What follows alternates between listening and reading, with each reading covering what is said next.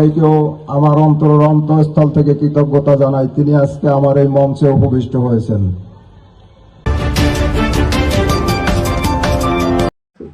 দর্শক, বরিশাল রূপাতলী বাস টার্মিনালের শ্রমিক সংগঠনের সাধারণ সম্পাদক মোহাম্মদ আবুল কালাম চৌধুরী বক্তব্য রাখেন।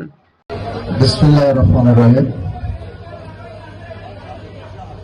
বরিশাল জেলা বাস কোচ মাইক্রোবাস শ্রমিক ইউনিয়নের আজকের সাধারণ সভার প্রধান অতিথি আমার রাজনৈতিক অভিভাবক, পিতৃ সমতুল্য বড় ভাই জনাব জিউদ্দিন শিকদার, এবং আজকে আরো যারা অতিথি ছিল, অনেক অতিথি উপস্থিত হন নাই। শ্রমিক ইউনিয়নের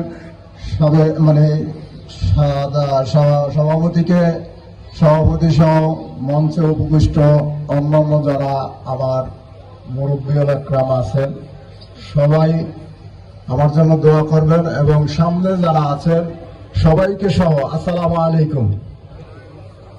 কষ্ট পাইছেন সবাই আমার কথায়?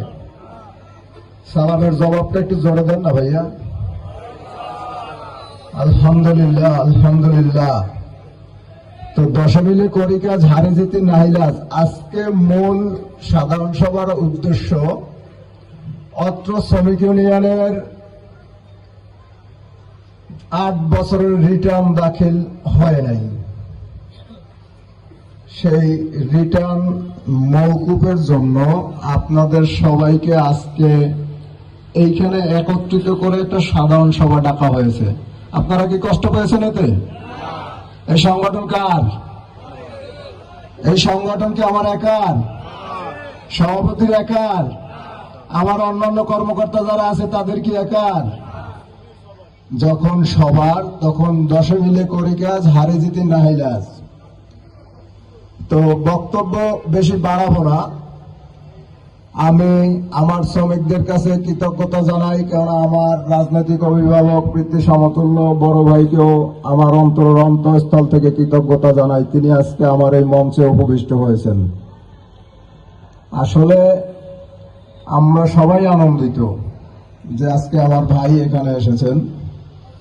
তো আমি কি বলবো, এই শ্রমিক ইউনিয়নের কোন শ্রমিককে আমি ভাগ করি নাই, কে কার লোক, কে কোথায় থেকে আসছেন, কি করবেন, আমি ভাগ করি নাই কারো।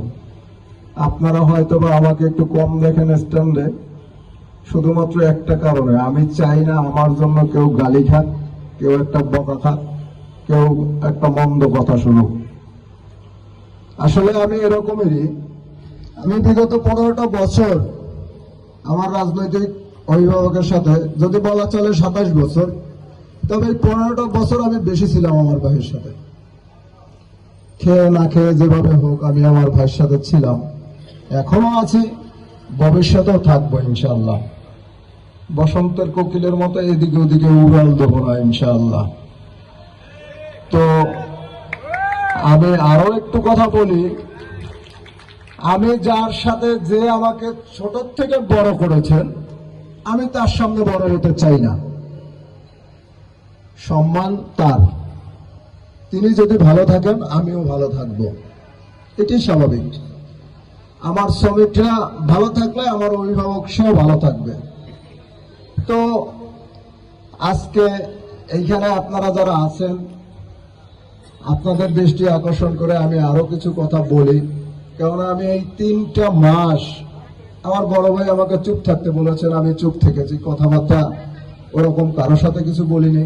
ধৈর্য ধরতে বলেছেন, আমি ধৈর্য ধরেছি ইনশাআল্লাহ। যদি বলা হয় যে তোকে আরো 5 বছর ধৈর্য ধরতে হবে, ইনশাআল্লাহ আমি প্রস্তুত। তবে আপনাদের কাছে আমি 2 হাত জোর করে বলছি, আপনারা কেউ ভাগাভাগি করবেন না, কে কার লোক, কে কোথা থেকে আসলো, কাউকে বকাঝকা করবেন না।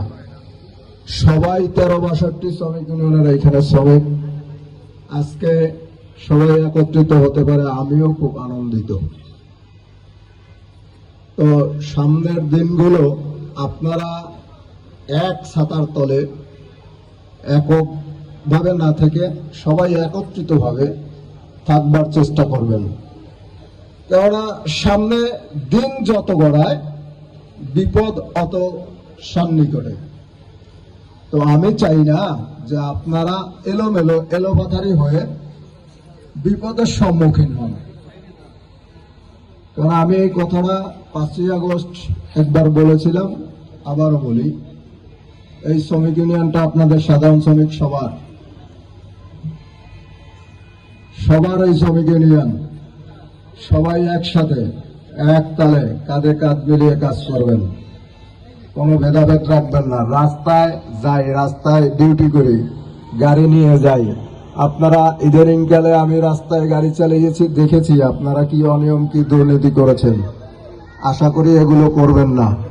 টাইম কিপার আছে, মালিক সমিতির চেক আছে, আইন কানুন আছে। আপনারা রাস্তায় এক ভাইয়ের মাকে আর এক ভাই গালি দিবেন না, একজনের বোনকে আর একজন গালি দিবেন না।